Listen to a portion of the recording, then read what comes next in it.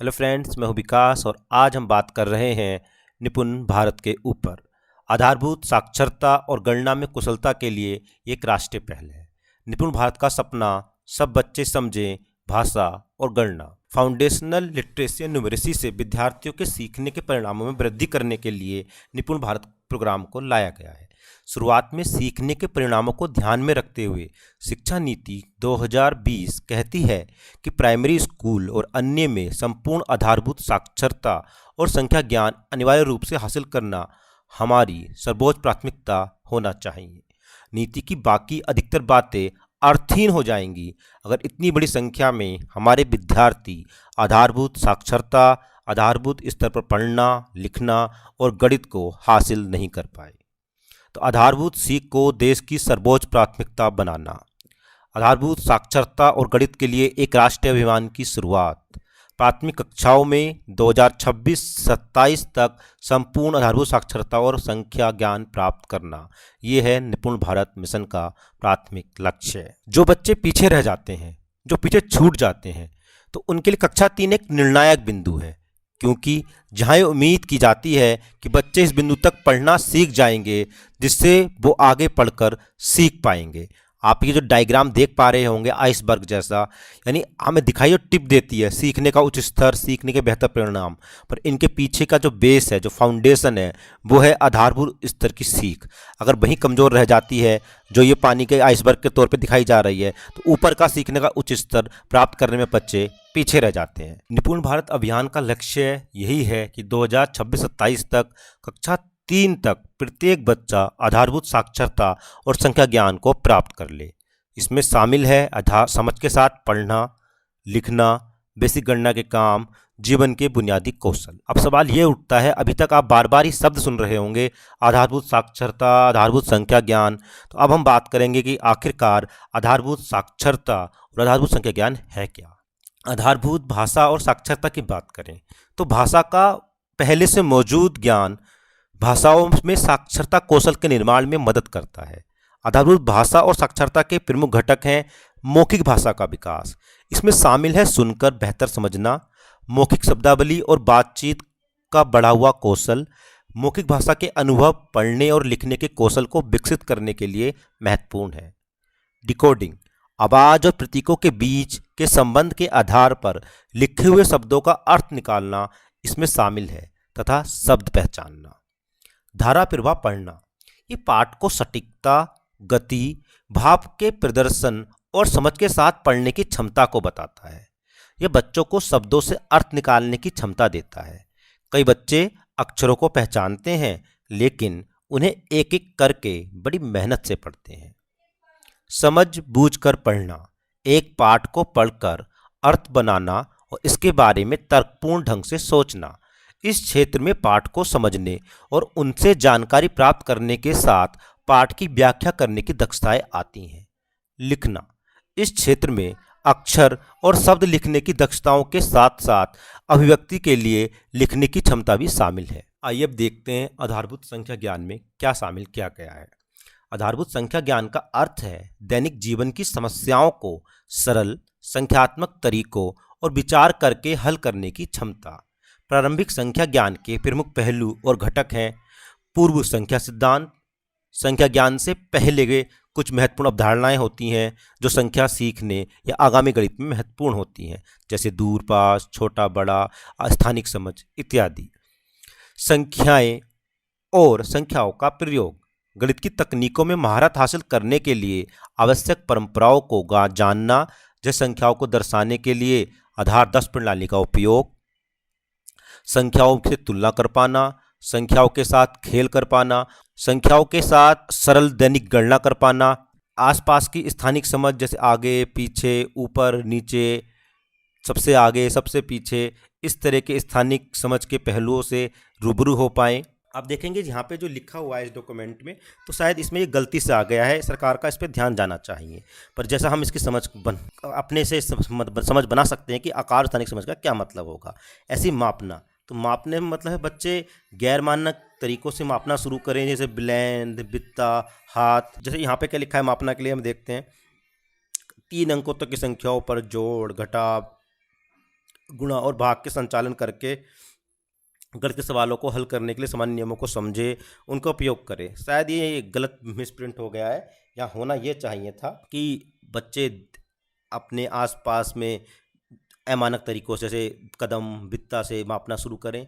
मानक की ज़रूरत क्यों पड़ती है उसको समझें, और फिर मीटर, सेंटीमीटर ये जान सकें किन चीज़ों को सेंटीमीटर नापते हैं, किन चीज़ों को मीटर नापते हैं, इनका आपस में क्या अंतर संबंध है। डेटा का उपयोग तो आसपास की आकर जो इतनी सारी संख्या ज्ञान, या हम दैनिक जीवन में कई सारे तरह की सूचनाओं इकट्ठी करते हैं, उन सूचनाओं को कैसे अच्छे से रिप्रेजेंट किया जा सकता है, और उन जो हमने रिप्रेजेंट कर ली हैं जो आंकड़े, उन आंकड़ों से कैसे हम बेहतर निष्कर्ष निकाल सकते हैं, वो सब डाटा के उपयोग में आता है। निपुण भारत मिशन विजन। मिशन का दृष्टिकोण आधारभूत साक्षरता और संख्यात्मकता को सभी के लिए सुलभ बनाने के लिए एक सक्षम वातावरण बनाना है, ताकि 2026-27 तक प्रत्येक बच्चा कक्षा 3 तक पढ़ने, लिखने और अंकगणित में वांछित सीखने की क्षमता प्राप्त। निपुण भारत मिशन के उद्देश्य क्या क्या है? खेल, खोज और गतिविधि आधारित शिक्षा शास्त्र, बच्चों को प्रेरित, स्वतंत्र, समझ के साथ पढ़ने लिखने में संलग्न और लिखने और पढ़ने के स्थायी कौशल वाला बनाना, बच्चों को संख्या, माप और आकार के क्षेत्र को तर्क के साथ समझने और उन्हें गणना और समस्या के समाधान में स्वतंत्र बनाना, बच्चों की परिचित घर मातृभाषा में शिक्षण सामग्री की उपलब्धता सुनिश्चित करना, शिक्षकों, प्रधानाध्यापकों और शिक्षा प्रशासकों की क्षमता का निर्माण, आजीवन सीखने की एक मजबूत नींव बनाना, पोर्टफोलियो, समूह और मिलजुल कर किए कार्य, परियोजना कार्य, प्रश्नोत्तरी, रोल प्ले, खेल, मौखिक प्रस्तुतिकरण, छोटे टेस्ट आदि के माध्यम से सीखना, सभी विद्यार्थियों के सीखने के स्तर की ट्रैकिंग सुनिश्चित करना, फाउंडेशनल लिटरेसी न्यूमरेसी को बेहतर करने के शैक्षणिक दृष्टिकोण। आधारभूत शिक्षा के लिए सीखने के परिणामों को 3 विकास लक्ष्यों में विभाजित किया गया है: स्वास्थ्य और कल्याण, प्रभावी संवाद और सहभागी शिक्षार्थी। आधारभूत शिक्षा के लिए सीखने के परिणामों को 3 विकासात्मक लक्ष्यों में विभाजित किया गया है: लक्ष्य 1 स्वास्थ्य और कल्याण, लक्ष्य 2 प्रभावी संचारक, लक्ष्य 3 शामिल शिक्षार्थी। प्रत्येक लक्ष्य की प्रमुख दक्षताओं की पहचान भी की गई है। प्रत्येक सीखने के परिणाम को आसान, पहचान और संदर्भ के लिए एक नंबर कोड दिया गया है। विकासात्मक लक्ष्यों को ECCE के 3 वर्षों और इसके बाद 3 साल की स्कूली शिक्षा के अनुरूप 6 स्तरों में विभाजित। निपुण भारत मिशन लक्ष्य सूची। मिशन के उद्देश्यों को प्राप्त करने के लिए संपूर्ण साक्षरता और संख्या ज्ञान के टारगेट या लक्ष्य बाल बाटिका से शुरू होकर कक्षा 3 तक के लिए निर्धारित किए गए हैं। इसमें प्रत्येक राज्य संघ द्वारा प्राप्त किए जाने वाले वर्षवार लक्ष्य शामिल होंगे। भाषा के लिए देखते हैं, बाल बाटिका से शुरू करते हैं कक्षा 3 तक। अक्षरों और संगत ध्वनियों को पहचानना, कम से कम 2 अक्षर वाले सरल शब्दों को पढ़ना। कक्षा 1 में अर्थ के साथ पढ़े ऐसे छोटे वाक्य जो उम्र के अनुसार किसी अज्ञात पाठ का भाग हों, जिसमें 4-5 सरल शब्द हों। कक्षा 2 में अर्थ के साथ पढ़ें 45 से 60 शब्द प्रति मिनट की स्पीड होनी चाहिए। कक्षा 3 में देखते हैं, अर्थ के साथ पढ़ें कम से कम 60 शब्द प्रति मिनट की फ्लुएंसी की बात करते हैं। आइए अब गणित के लक्ष्य को देखते हैं। बाल बाटिका के लिए 10 तक के अंकों का पहचानना और पढ़ना, एक क्रम में घटनाओं की संख्या, वस्तुओं, आकृतियों की घटनाओं को व्यवस्थित करना। कक्षा 1 के लिए 99 तक की संख्याएं पढ़ें और लिखें, सरल जोड़ और घटाव करें। कक्षा 2 में 999 तक की संख्याएं पढ़ें और लिखें, 99 तक की संख्याएं घटाएं। कक्षा 3 में 9999 तक की संख्याएं पढ़ें और लिखें, सरल गुणा समस्याओं को हल करें। सीखने का आकलन, बच्चों की प्रगति को ट्रैक करने के लिए एक संपूर्ण और उद्देश्यपूर्ण मूल्यांकन महत्वपूर्ण है। बच्चे की ताकत, जरूरतों, रुचियों और वरीयताओं को पहचान, बच्चे के प्रदर्शन को मजबूत करें और हस्तक्षेपों के माध्यम से उसे सहारा दें। मुद्दों और चिंताओं के क्षेत्रों को हल करने के लिए सहयोग, सीखने की कमियों और सीखने की कठिनाइयों की शीघ्र पहचान। आधारभूत शिक्षा के दौरान मूल्यांकन को मोटे तौर पर 2 प्रमुख क्षेत्रों में वर्गीकृत किया गया है: स्कूल आधारित मूल्यांकन, जिसको स्कूल बेस्ड असेसमेंट SBA कहा जा रहा है, आधारभूत स्तर पर तनाव मुक्त और बड़े पैमाने पर बच्चों और गतिविधियों में बच्चे के प्रदर्शन पर आधारित गुणात्मक अवलोकन के माध्यम से। बड़े पैमाने पर मानकीकृत मूल्यांकन, राज्य, राष्ट्रीय, अंतर्राष्ट्रीय स्तर पर बड़े पैमाने पर नमूना मूल्यांकन जो राष्ट्र, राज्य या जिले के शैक्षिक स्वास्थ्य को बताए। एक समावेशी कक्षा बनाने के लिए शिक्षा शास्त्र, बच्चों पर केंद्रित शिक्षा शास्त्र पर जोर, गतिविधि अनुभव आधारित शिक्षा, खिलौना आधारित शिक्षा शास्त्र, खेल आधारित, कला एकीकृत, कहानी कहने पर आधारित, आईसीटी एकीकृत शिक्षा। ये मिशन प्रेरणा की जो पेडागोजी की बात है उसके कुछ अहम बिंदु हैं कि चाइल्ड सेंटर्ड रखना है, गेम आधारित है, आर्ट का इंटीग्रेशन है, स्टोरी टेलिंग व टेक्नोलॉजी के यूज करते हुए बच्चों को पढ़ाने की कवायद की बात करता है। शिक्षक सशक्तिकरण, स्कूली शिक्षा के विभिन्न चरणों में सेवारत शिक्षकों के प्रशिक्षण की चुनौतियों को ध्यान में रखते हुए एनसीईआरटी ने शिक्षक प्रशिक्षण का एक अनूठा एकीकृत कार्यक्रम तैयार किया। उसका नाम है, हम सभी जानते हैं, निष्ठा। स्कूल प्रमुखों और शिक्षकों की समग्र उन्नति के लिए राष्ट्रीय पहल।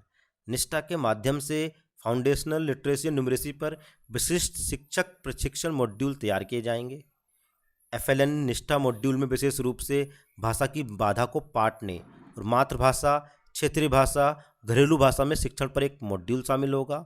एफएलएन निष्ठा में पीयर लर्निंग और माता पिता को स्कूलों में स्वयं सेवकों के रूप में उपयोग करने पर एक विशिष्ट मॉड्यूल होगा। दीक्षा का उपयोग विद्यार्थियों को सीखने में सक्षम बनाने के लिए समझाने वाले वीडियो, संवाद से मूल्यांकन करने वाले आइटम, वर्कशीट, पठन सामग्री आदि की श्रृंखला उपलब्ध होगी। साक्षरता सामग्री में साथ पढ़ें, डिजिटल पाठ, सहयोगी सामग्री, समझबूझकर पढ़ना, प्रश्न बैंक, बाल साहित्य, स्थानीय विद्या और लोक कथाएँ। संख्यात्मक सामग्री में देखें तो समझाने वाले वीडियो, गलतफहमी को सुलझाने वाले छोटे वीडियो, वास्तविक दुनिया का उदाहरण दिखाने वाले वीडियो, एक मूल्यांकन बैंक। शिक्षकों के पेशेवर विकास के लिए दीक्षा का उपयोग करना, विभिन्न शिक्षक प्रशिक्षण संसाधन जिनमें शामिल है प्रशिक्षण मॉड्यूल, प्रशिक्षण सत्रों के लिए सहायक सामग्री जैसे हैंडआउट, वीडियो, पठन सामग्री, पढ़ाने सीखने की सामग्री, निर्देशात्मक रणनीतियाँ, शिक्षक पुस्तिका, गतिविधि पुस्तिकाएँ आदि भी उपलब्ध कराई जाएंगी। स्कूल तैयारी का मॉड्यूल, बच्चे के दिमाग का 85% हिस्सा 6 साल की उम्र से पहले विकसित हो जाता है। सभी बच्चे गुणवत्तापूर्ण पूर्व स्कूली शिक्षा के सार्वभौमिक प्रावधान होने तक स्कूल के लिए तैयार हों। ये सुनिश्चित करने के लिए एक अंतरिम उपाय के रूप में एनईपी 2020 ने एनसीईआरटी द्वारा सभी ग्रेड 1 छात्रों के लिए 3 महीने का प्ले आधारित स्कूल तैयारी मॉड्यूल विकसित करने की सिफारिश की है।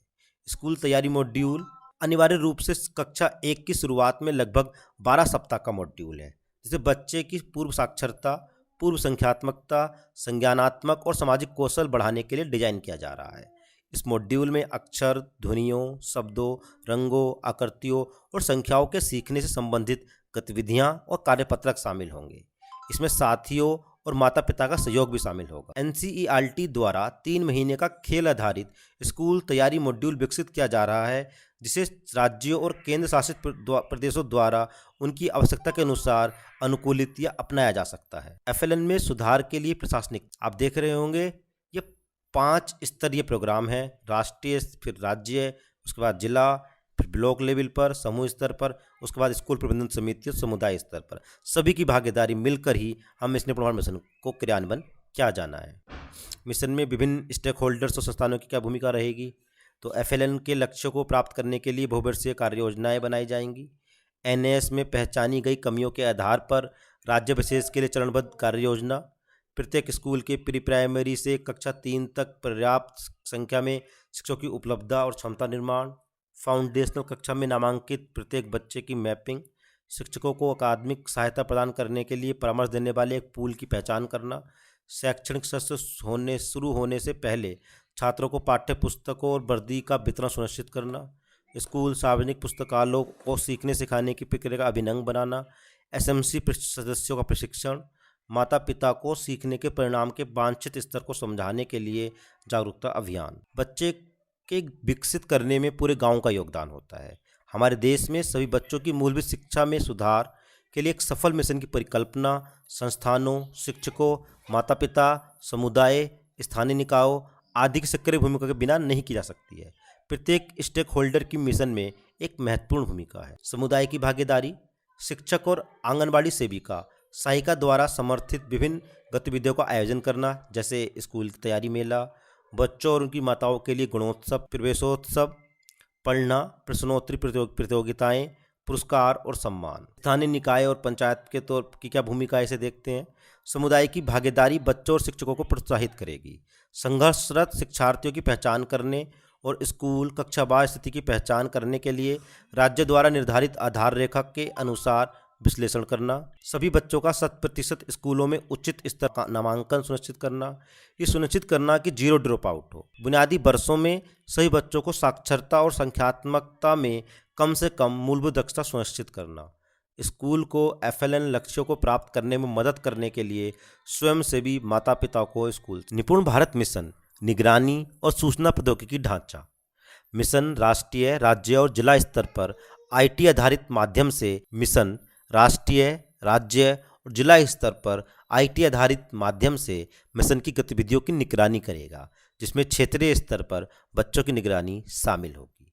प्रस्तावित निगरानी ढांचा अनिवार्य रूप से 2 प्रकार का होगा: वार्षिक निगरानी सर्वेक्षण और समवर्ती निगरानी। NDEAR का संस्थागत ढांचा उन क्षेत्रों की पहचान कर सकता है जहां उपर्युक्त नीतिगत लक्ष्यों को प्राप्त करने के लिए मानकों, विशिष्टताओं और नीतियों को लागू करने की आवश्यकता है। विशेष संग्रह ड्राइव की आवश्यकता, विभिन्न प्रणालियों से डेटा प्राप्त करना, सिंक्रोनाइजेशन, खुद से डालने आदि के बजाय FLN डाटा संग्रह और माप के लिए ढांचा और वास्तुकला के कई स्रोतों से और विभिन्न आवृत्तियों पर स्तरों पर स्वचालित डाटा संग्रह और समायोजन को सक्षम बनाया जाएगा। निपुण भारत मिशन के क्या अपेक्षित परिणाम हैं? गतिविधि आधारित सीखने पर जोर, शिक्षा की गुणवत्ता सुधारने के लिए एक सकारात्मक वातावरण का निर्माण, सामाजिक आर्थिक रूप से वंचित समूह को लाभ और इस प्रकार समान, समावेशी और गुणवत्तापूर्ण शिक्षा तक पहुंच। सीखने के परिणामों के आधार पर आकलन, बच्चों को कक्षा में रहने में सक्षम बनाना जिससे ड्रॉप आउट की संख्या में कमी, प्राथमिक रूप से उच्च प्राथमिक में जाने की दर में बढ़ोतरी, शिक्षकों का सघन क्षमता विकास और सीखने के नए तरीके अपनाने की स्वतंत्रता। बच्चे तेजी से सीखने के पथ पर पहुंचेंगे, जिसका बाद के जीवन परिणामों और रोजगार पर सकारात्मक प्रभाव पड़ेगा। बच्चे के समग्र विकास को सुनिश्चित करने के लिए विभिन्न विकास क्षेत्रों पर ध्यान, शारीरिक और मानसिक विकास, सामाजिक भावनात्मक विकास, साक्षरता और संख्यात्मक विकास, संज्ञानात्मक विकास, जीवन कौशल। आज के वीडियो में हमने निपुण भारत मिशन पर संक्षिप्त में अपनी समझ बनाई। तो एक कर लीजिए अब एक आसान सा काम, चैनल को सब्सक्राइब, नोटिफिकेशन बेल को ऑन, जिससे कि वीडियो की लेटेस्ट अपडेट आप तक पहुंचती रहे। विकास शर्मा एजुकेशन, इस चैनल पर आपको लिटरेसी, न्यूमरेसी पर कैसे पढ़ाना है, क्या पढ़ाना है, सभी प्ले लिस्ट मिल जाएंगी, आप आसानी से देख सकते हैं। यह आपका अपना चैनल है। तो गुणवत्तापूर्ण शिक्षा को प्रमोट करने के लिए, बढ़ाने के लिए आइए मिलकर एक कदम बढ़ाते हैं। जय हिंद, जय भारत।